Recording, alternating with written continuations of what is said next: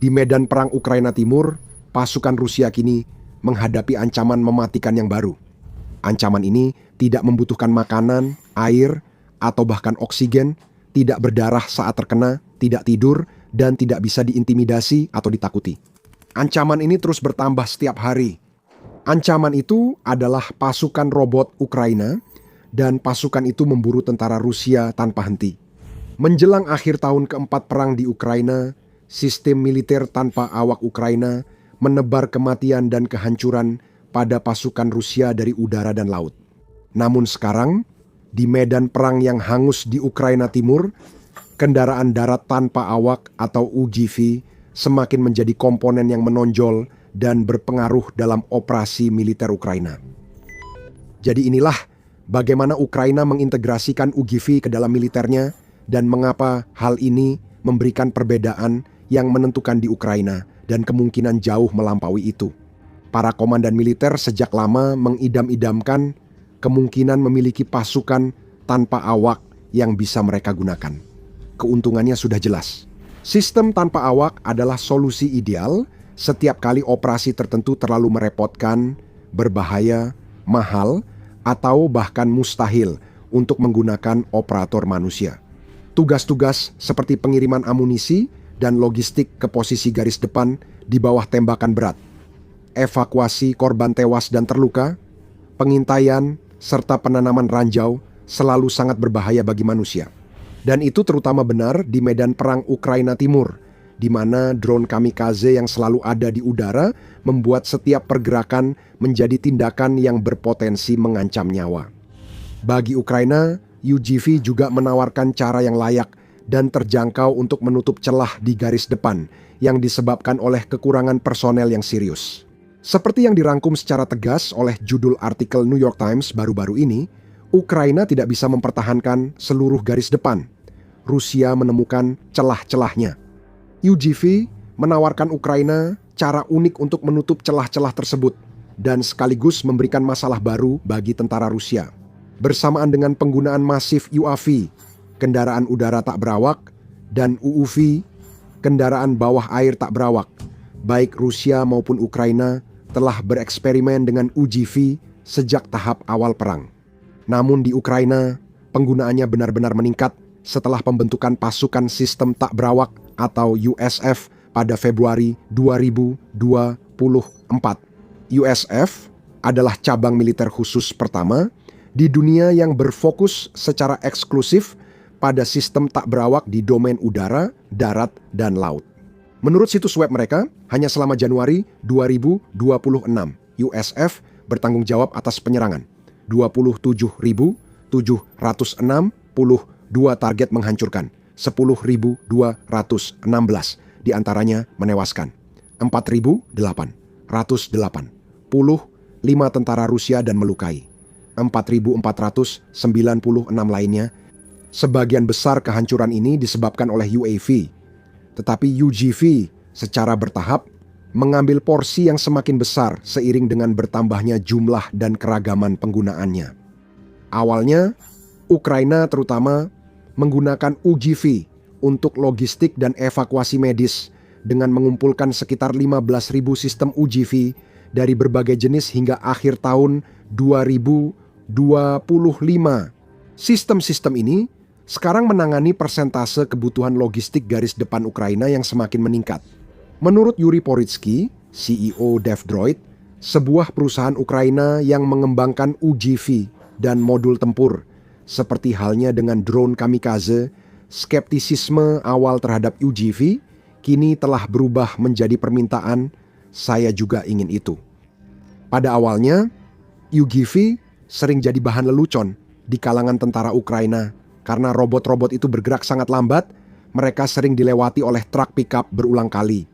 Namun itu terjadi sebelum divisi drone elit Rusia, Rubicon, ikut terlibat, khususnya dengan menargetkan armada truk pickup yang biasa digunakan Ukraina untuk mengirimkan pasokan ke garis depan.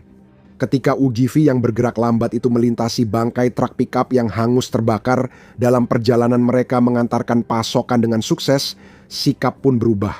Dan sekarang, seperti yang dikatakan Poritsky, semua orang menginginkan UGV. Tidak ada yang mau membawa amunisi dengan truk pick-up yang bisa saja menjadi target berikutnya bagi drone FPV. Saat ini, Ukraina memiliki berbagai UGV yang berfokus pada logistik yang sedang digunakan. Termit, misalnya, adalah UGV beroda rantai dengan desain profil rendah untuk mobilitas di medan off-road. UGV ini dapat membawa beban hingga 200 kg, memiliki jangkauan 12 jam atau 80 km dan tahan terhadap gangguan sinyal, yang merupakan faktor penting di garis depan yang dipenuhi peperangan elektronik.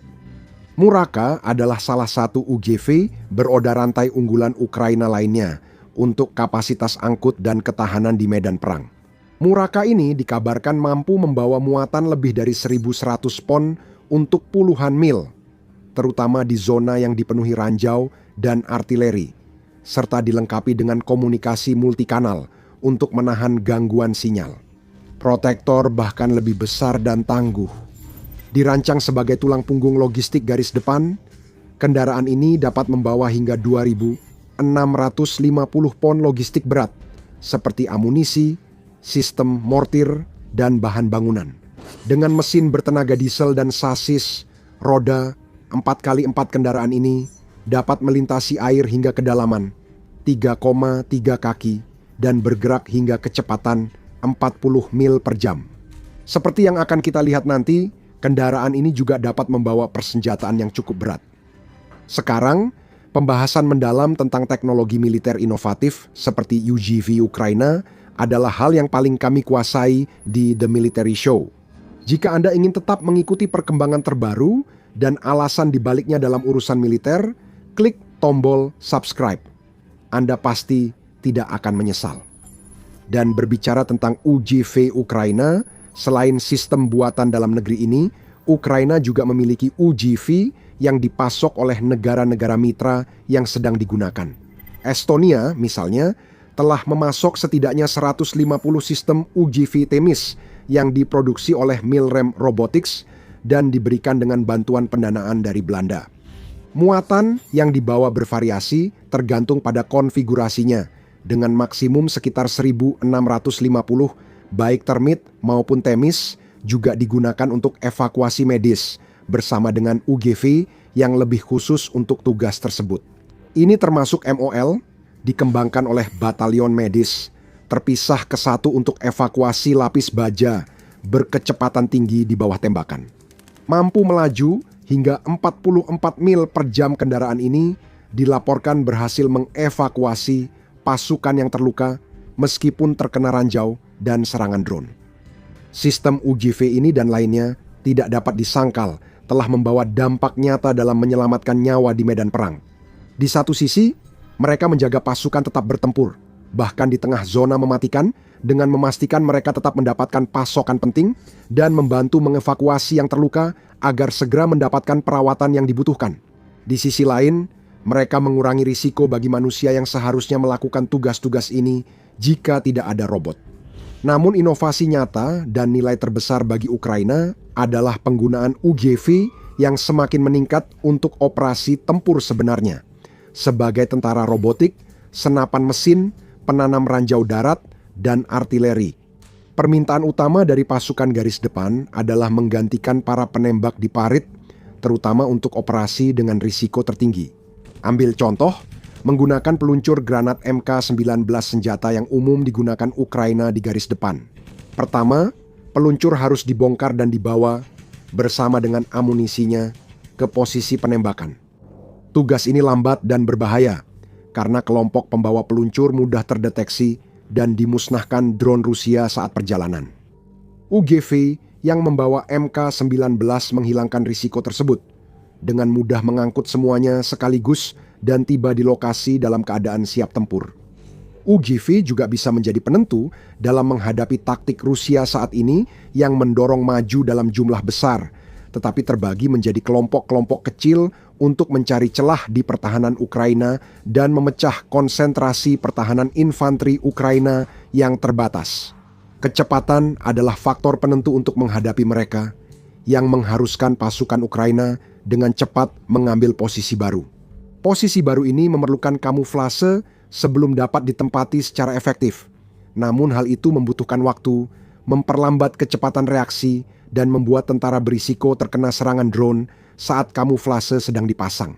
Di sisi lain, UGV bersenjata dapat langsung melepaskan tembakan, dan bahkan jika terkena serangan, operatornya tetap aman karena mereka mengendalikan UGV dari jarak yang relatif aman. Namun terlepas dari semua teknologi itu, ada satu kekurangan besar pada UGV. Tantangannya adalah membuat robot yang mampu bertarung setidaknya sebanding dengan infanteri. Bukan tugas yang mudah, tapi itulah yang sedang diupayakan oleh para insinyur Ukraina. Ini masih dalam proses, dengan uji coba dan modifikasi yang terus dilakukan untuk meningkatkan performa berdasarkan pengalaman di medan perang. Hanya 5 dari 13 produsen yang lolos uji tembak langsung terbaru yang dijalankan oleh Brigade Serbu Ketiga Ukraina dan Institut Pulau Ular. Meski ada tantangan, beberapa model telah digunakan dalam pertempuran dan menunjukkan hasil konsisten. Lewat kerja sama dengan militer, para pengembang menyempurnakan dan melengkapi platform untuk menangani senjata baru. Jadi, jenis senjata apa saja yang dipasang pada UGV dan tantangan apa yang dihadapi dalam memasangnya? Saat ini, senjata yang paling umum digunakan pada UGV adalah senapan mesin kaliber besar. Di sini, menurut Poritsky, tantangan utamanya adalah mempertahankan desain asli senjatanya. Agar dapat bekerja secara efektif, platformnya harus dirancang sedemikian rupa sehingga senapan mesin dapat berfungsi tanpa modifikasi apapun. Dalam konfigurasi dasarnya, para insinyur menggunakan braket transisi untuk memasang senapan mesin tanpa memengaruhi bodi UGV, sehingga memungkinkan pergantian senjata yang cepat pada modul tersebut. Satu-satunya modifikasi mekanis adalah penambahan pemicu elektrik untuk memungkinkan pengoperasian jarak jauh, sementara kubah senapan dikendalikan oleh motor listrik dan aktuator. Dalam konfigurasi lanjutan, perangkat lunak khusus mengubah senapan mesin biasa menjadi senjata berpresisi tinggi. Pengembang menyesuaikan perhitungan balistik untuk setiap sistem berdasarkan jarak, jenis amunisi, angin, dan kecepatan sudut target. Amunisi juga dilacak secara otomatis sehingga operator selalu tahu berapa banyak peluru yang tersisa. Perangkat lunak ini juga menggunakan modul bertenaga AI yang mengidentifikasi musuh menggunakan gerakan dan jejak panas. Modul ini bisa melacak target sendiri, namun penembakan tetap dikendalikan manusia untuk mencegah salah tembak. Sebagai komandan kompi NC-13 UGV di Brigade Serbu Ketiga yang dikenal dengan sebutan INTI. Makar mengatakan kepada situs Ukrainska Pravda, kami menggunakan kecerdasan buatan dalam modul tempur dan visi mesin untuk mendukung patroli dan pendeteksian target. Setelah sebuah sektor atau sudut ditentukan, turret akan berpatroli secara otomatis. Ketika mendeteksi objek bergerak atau jejak panas, turret mulai melacak dan memberi peringatan kepada operator. Lihat, seseorang datang. Fitur tambahan ini sudah terbukti berguna bagi para operator. AI juga membantu mengatasi keterbatasan sinyal yang tidak stabil untuk mengendalikan UGV. Menurut Komandan Unit UGV Gabungan, Unit Abakartia, Korps Kedua Garda Nasional Ukraina yang dikenal sebagai Matematik, komunikasi elektronik dengan UGV adalah salah satu keterbatasan utama dari teknologi ini, selain mekanik. Operasi mekanis senjata menghadirkan masalah yang pada titik ini, AI belum bisa memperbaikinya. Misalnya, peluru macet memerlukan manusia untuk memperbaikinya, sehingga UGV tidak berguna sampai itu dilakukan. Meskipun para insinyur telah mulai memasang sistem pengisian ulang jarak jauh pada beberapa UGV Ukraina untuk mengurangi risiko, untuk saat ini, persiapan senjata yang teliti sebelum pertempuran adalah satu-satunya solusi bagi yang lainnya. Sedangkan untuk senapan mesin itu sendiri, pilihannya sebagian besar didorong oleh ketersediaan amunisi. Pilihan yang paling umum adalah Browning M2 buatan Asha Alas yang menggunakan amunisi kaliber 50 BMG. Ini secara rutin dipasok oleh mitra-mitra Kiev, sampai-sampai senjata ini lebih banyak digunakan di antara angkatan bersenjata Ukraina dibandingkan dengan persediaan alternatif era Soviet yang diwarisi Ukraina saat merdeka. Walau kaliber besar M2 butuh kubah dan peredam kuat untuk menahan hentakan, senjata ini tetap dihargai karena jangkauan, serta kemampuannya menembus lapis baja. Namun, ketika senjata 12,7 mm ini langka, Ukraina juga mulai memasang senapan mesin 7,62 mm seperti PKM Rusia atau M240 Belgia. Ukraina juga terkadang menggunakan PKMT Rusia yang dipasang di tank, yang sering diambil dari kendaraan lapis baja yang rusak. Selain daya hancur yang dapat ditimbulkan oleh senapan mesin berat ini, mereka juga memiliki dampak psikologis yang signifikan terhadap pasukan garis depan Rusia. Poritsky merangkumnya. Musuh yang mendengar suara senapan mesin kaliber besar langsung mengira ada peralatan berat di dekatnya, karena prajurit biasa tak mungkin membawa senjata seberat 50 kg. Jika unit musuh bersembunyi di dalam gedung, mereka menjadi sangat gelisah. Mereka sadar bahwa pada akhirnya mereka akan dimusnahkan dan mereka harus melarikan diri. Dalam penyadapan, pejuang kami mendengar musuh melaporkan kendaraan lapis baja besar menyerang. Padahal hanya robot darat tersamarkan yang sistematis menghantam target. Seperti yang telah disebutkan sebelumnya, peluncur granat otomatis adalah sistem senjata lain yang sangat cocok digunakan pada UGV. Tidak seperti senapan mesin, mereka bisa menyerang target dari posisi aman, menembak melambung dan luar garis pandang langsung. Namun, mengintegrasikan peluncur granat lebih rumit dibandingkan memasang senapan mesin karena berat dan hentakannya. MK19 buatan Ali Alas memiliki berat 77,6 pon, hampir 2 kali lipat dari AGS 17 buatan Soviet yang berbobot 68 pon. Hentakan dari peluncur berat seperti itu dapat membuat platform yang lebih ringan menjadi tidak stabil, sehingga UGV yang menggunakannya membutuhkan motor listrik dan aktuator yang kuat. Selain itu, menembak sambil bergerak memerlukan sistem stabilisasi untuk mengimbangi getaran. Dan menurut Makar, tidak ada modul peluncur granat otomatis di pasaran saat ini yang memiliki kemampuan ini. Dan bukan hanya faktor fisika UGV yang memberinya keunggulan. Perangkat lunak yang digunakan pada kubah peluncur granat Ukraina juga memberikan keunggulan tertentu dibandingkan peluncur yang dioperasikan manusia. Perangkat lunak, seperti modul Wale 40 yang sering digunakan, bereaksi lebih cepat daripada operator manusia, secara otomatis menghitung sudut elevasi laras yang dibutuhkan untuk mengenai target. Makar mengatakan, kubah tersebut dapat ditempatkan di area berhutan atau di medan terbuka, sementara prajurit tetap berlindung dan mengendalikannya dari jarak jauh. Untuk peluncur granat, sistem ini memungkinkan Anda menyimpan antara 10 hingga 15 target. Anda bisa menentukan batas area hutan, dan jika infanteri bergerak di sana, kubah akan otomatis menyerang target di seluruh zona dengan pola zigzag. Ini sangat memudahkan penargetan. Setelah kubah berada di posisi, Anda memasukkan koordinat dan sistem langsung mengunci target dalam sekejap lalu menembak dengan akurat. Karena operator UGV tidak dapat melihat target di luar garis pandang secara langsung, platform dan kubah mengandalkan sistem kompleks yang terdiri dari 4 hingga 5 sensor, termasuk kompas, giroskop, dan antena GPS.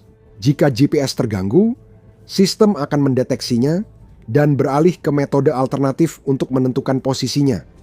Namun, masih ada beberapa masalah serius yang harus diatasi. Sama seperti senapan mesin, sistem pengisian amunisi adalah unit yang paling kompleks secara mekanis pada UGV peluncur granat.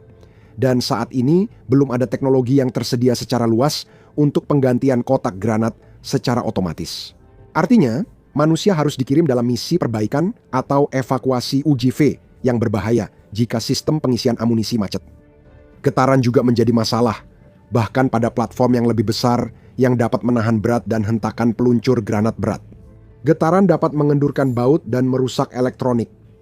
Jadi, setelah setiap misi, kru harus memeriksa peralatan dan dengan teliti mengencangkan semua sambungan. Namun, selain masalah teknis ini, yang secara bertahap diatasi oleh para insinyur Ukraina, bisa dibilang tantangan terbesar yang dihadapi Ukraina dalam menerapkan UGV tempur secara massal adalah taktik. Mengordinasikan operasi dengan pasukan tak berawak, baik sendiri maupun bersama pasukan manusia, sangat berbeda dengan koordinasi serangan yang hanya melibatkan manusia, sehingga Ukraina harus mencari solusinya langsung di lapangan. Eksperimen sistem tak berawak yang dikendalikan jarak jauh sudah ada sejak awal abad ke-20 dan drone terus berkembang selama beberapa dekade. Namun perang Ukraina adalah kali pertama UGV digunakan secara luas seperti ini. Tidak ada doktrin militer mapan di Ukraina atau tempat lain yang bisa dijadikan acuan praktik terbaik. Pasukan Ukraina mengatakan prosedur perencanaan tempur infanteri diterapkan pada robot tempur, tetapi mengoordinasikan serangan yang melibatkan mereka lebih sulit dibandingkan hanya memimpin pasukan manusia saja. Sampai batas tertentu, menurut Mata Martik ini adalah masalah komando dan kendali. Mengingat teknologi ini masih baru, markas besar mengirimkan UGV tempur ke medan aksi tanpa selalu mempertimbangkan batas teknis mereka. Mereka memerlukan ahli UGV agar misi sesuai dengan kemampuan mesin, sehingga perencanaan lebih rumit dan standar keterampilan perwira meningkat.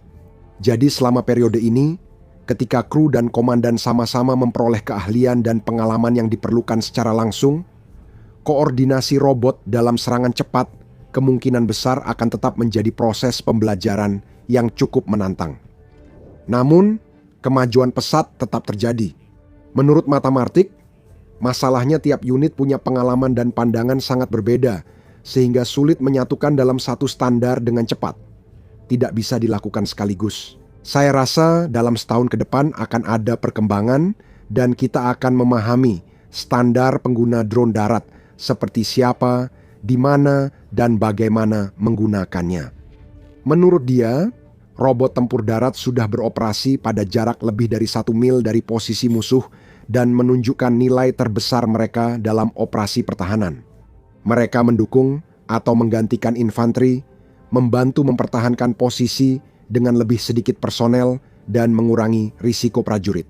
Disusun secara berlapis, UGV bersenjata membentuk sistem tembakan yang padat dan sulit ditembus. Platform besar biasanya ditempatkan di garis kedua atau ketiga dari zona pertempuran langsung untuk melindungi mereka dari drone FPV Rusia yang merupakan ancaman utama bagi mereka. Ditanam di posisi ini, mereka menjadi titik pengamatan dan penembakan jarak jauh. Mereka dapat menunggu berhari-hari tanpa makanan, air, tidur, atau ke toilet, sambil otomatis mendeteksi dan melacak target. Akibatnya, satu operator bisa mengendalikan 3-4 sektor sekaligus dari tempat aman. Namun, meskipun taktik UGV defensif seperti itu sudah cukup mapan saat ini, taktik untuk serangan robot masih terus berkembang. Operasi ofensif jauh lebih kompleks dibandingkan operasi defensif. Untuk saat ini, peran paling efektif mereka adalah dalam operasi pengintaian paksa, di mana robot maju tanpa personel untuk menarik tembakan musuh. Selama penyerangan, mereka berfungsi sebagai perisai tembakan atau elemen pengawal, menahan musuh di tempat. Makar memberikan contoh yang jelas. Kami merencanakan operasi berpusat pada robot darat untuk mendukung kelompok penyerang dengan tembakan utama. Pengaturannya komprehensif. 2 robot kamikaze yang membawa ranjau MON 90, sebuah modul tempur yang dipersenjatai dengan peluncur granat MK-19, dan sebuah platform evakuasi. Robot kamikaze pertama meledakkan posisi musuh sebelum penyerangan dimulai. Robot kedua bergerak sejajar dengan infanteri melintasi ladang dan, atas perintah, menyerang musuh di koordinat yang diberikan selama pertempuran. Modul peluncur granat memberikan perlindungan di medan terbuka saat pasukan kita bergerak maju. Robot tersebut menembakkan seluruh amunisinya dengan akurat ke sasaran. Sayangnya, kami kehilangan 1 prajurit akibat tembakan artileri.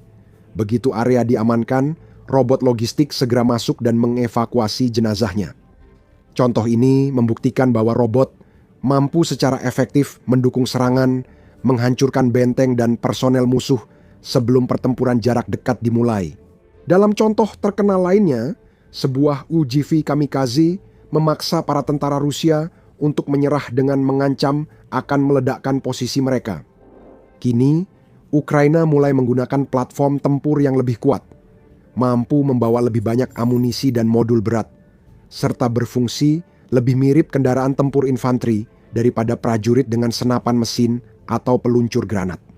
UGV tugas berat ini termasuk Protector dan T-700. Browning yang telah disebutkan sebelumnya, keduanya mampu membawa sekitar 1.550 pon serta Fatak yang dapat membawa hingga 4.400 pon. T-700 Browning dipersenjatai dengan dua senapan mesin, yaitu Browning M2 kaliber 12,7 mm dan PKT kaliber 7,62 mm. Fatak dikembangkan untuk meriam Bushmaster 25 mm yang sama seperti yang digunakan oleh kendaraan tempur infanteri Bradley buatan Amerika Serikat. Pengembangnya mengatakan bahwa sasis ini bahkan dapat membawa seluruh muatan 40 roket untuk sistem peluncur roket ganda Grad. Tapi itu belum semuanya. Pengembang Ukraina sedang menyiapkan repeater dan platform untuk membawa serta meluncurkan drone kamikaze kecil. Serta sistem rudal anti-tank yang dipasang pada UGV, sistem pertahanan udara portabel, meriam otomatis, dan bahkan peluncur roket penyembur api. Tentara robot yang sepenuhnya otomatis mungkin masih cukup jauh untuk terwujud. Namun untuk saat ini, UGV secara signifikan menyeimbangkan kekuatan dalam hal jumlah personel bagi Ukraina. Seperti kata Poritsky, kami kekurangan orang. Rusia mengirim pasukan ke mesin pembantai, sementara kami kirim robot ke tempat rongsokan. Kami menyerbu bersama mereka, kehilangan mereka, tapi menukar uang dan logam dengan personel musuh. Dengan Rusia dan banyak negara lain juga berlomba mengembangkan UGV dengan cepat, kemungkinan akan ada perkembangan besar di bidang ini dalam waktu dekat. Dapatkan lebih banyak wawasan dari video tentara robot Ukraina terbaru yang kami buat. Kami akan terus mengikuti perkembangan terbaru, jadi berlanggananlah saluran ini agar tidak ketinggalan. Terima kasih telah menonton.